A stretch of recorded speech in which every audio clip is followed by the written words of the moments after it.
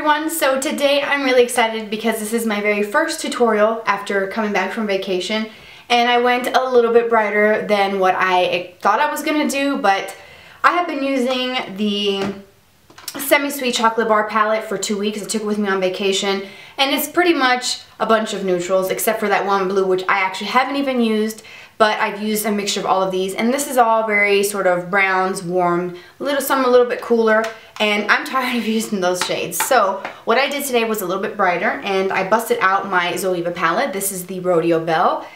Beautiful palette, beautiful colors. I can't say enough good things about it. This is what it looks like.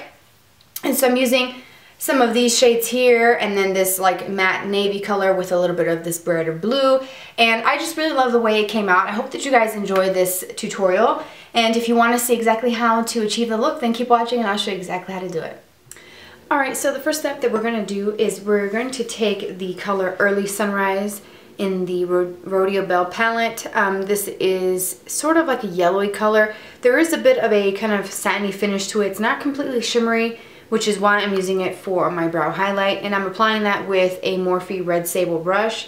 I don't really know if there's a number to it. I will try to find it and link it below, but it has a beautiful sheen to this color. As you can probably see the way the light hits it, it just gives a nice kind of glowy effect. So we're just going to apply that as a highlight, and I'm also going to put that right in this inner pocket as well. I have some very, very dark circles from traveling with 2 dogs and a 2-year-old. It has been very hectic, but we're back and I need to do some brightening. Big time. Okay, so once we have that applied, I'm going to go in with a crease brush with a sort of like tannish shade. It's this one here. It's called Rodeo Ready, and it's a bit of a tan, but it has a touch of kind of like an orangey tone to it. I'm using a Morphe MB23 brush. This is from their the MB line of brushes. So I'm going to take a little bit of that, tapping off the excess, and I'm going to apply this into the crease. And I'm going to be really messy with this because this is just going to serve as somewhat of a transition shade between the bright color on the lid and the darker sort of smoky shade that we'll use here in a moment. But just throw it on with any sort of crease brush, whatever is your favorite crease brush. Circular motions, buffing it in and into that brow highlight, not too far up, but enough to blend everything out and not have any harsh lines. I'm also going to take a little bit with that same brush, and I'm going to go under the lower lashes just to kind of create a seamless effect from the lower lid area to the upper crease area. Alright, so now moving on to the bright color. I'm going to be using this one called Cactus Flower, which is a matte peach with a bit of a pink tone. It's coming off more pink on camera than it really is in person. I'm applying that to the lid with the 227 Luxe Soft Definer brush by Zoeva, or Zoeva, however you pronounce it. And this is really, really intense, and it's just a really beautiful color. I absolutely love it.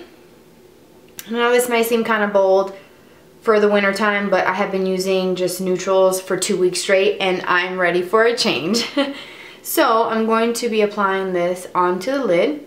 And the great thing about this 227 brush is that you can turn it on the side and sort of buff out the edges and blend it into your transition shade without having to switch brushes, and it looks very like a seamless blend, which is why I love this brush.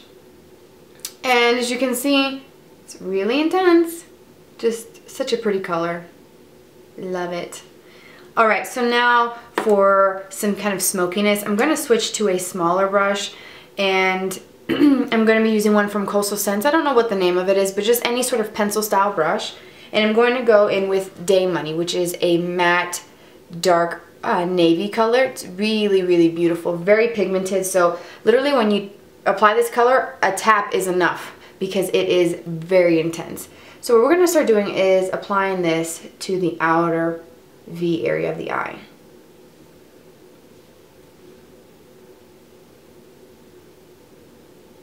And then what I also did was take the MB23 or whatever your crease brush is with a little bit of that same shade and start kind of buffing this into the outer crease area and just really getting in there. And don't be afraid. You know, these blend out very easily. So just kind of work with it. You don't have to have this specific color. Just any kind of matte navy would work. And again, just circular motions, kind of keeping the brush in place, helps kind of add the color but also buff out any lines. And then I'm going to use that same small brush with the same color just to kind of pull it down and kind of blend it into that cactus flower, that bright shade. And I'm going to also take this color onto the lower lashes. I'm using another Morphe brush. This is the MB32, which is just an angled brush. Again, with that same dark navy. And I'm going to get really close to my lashes, just at the root of the lash. And I'm going to go in, whoops, made a mistake. You see, you can blend these out. You can work with these really well. They're great. With the same brush and that same Day Money color, I'm going to kind of thicken this up a bit on the outer part, especially on this outer corner of the eye, and just kind of connect it into the side where we applied that color first. And I'm creating a rounded shape. If you wanted to, you can put a piece of tape and have more of like an angle to it. It's whatever you feel comfortable wearing. I just like this whole rounded shape. It's what I'm going for today. It's what I'm in the mood for. And then I'm going to take a little bit of this Rodeo Ready color, that tan, with this crease brush. And I'm going to kind of buff underneath that navy and just create a bit of a smokiness below and pull it down just a bit. Totally optional. Don't feel like you have to do it if you don't like that look. And I'm just going to kind of go around it, make sure that everything is really well blended. I'm going to apply the Early Sunrise, that yellowy shimmery shade, to the inner part of the eye again, just in case I lost any from earlier. And then to add a little extra something, I don't know if you can see it here, but it's just a soft kind of glow. I'm using a 224 Luxe Define Crease brush from Zoeva, and it's very, very thin, and I'm using this color here. This is called Yeehaw, and it is a blue, but it has a kind of golden reflective quality to it. It's absolutely beautiful. I'm going to take just a little bit of this and go around the edges just to kind of add a little extra something. And you can really only tell, like in person, that there's something there, like a special little twist to the look. And I'm also going to pull this in a little bit. Not too far, but I'm definitely bringing it in all the way. And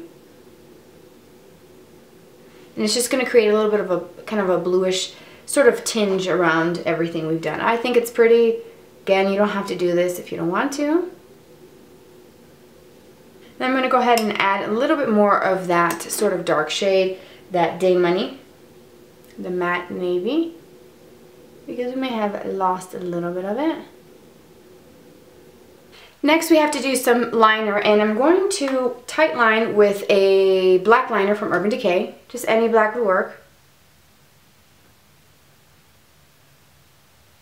And then I'm going to add a flesh tone liner to my waterline. This is the Tarte EmphasEyes one.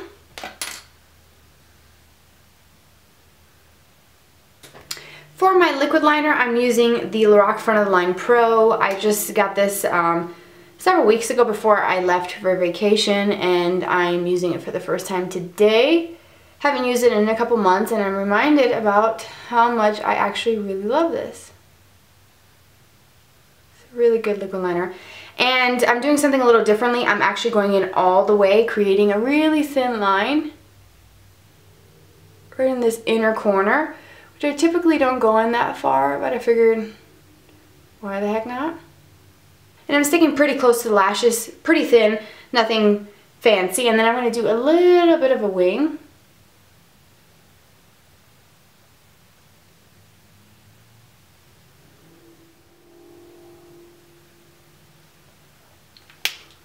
Now for mascara, I'm using the Maybelline The Rocket Volume. This is a really good one. I have been using this a lot lately. Just use anything that's going to give you lots of thickness and volume, because we are skipping the false lashes today.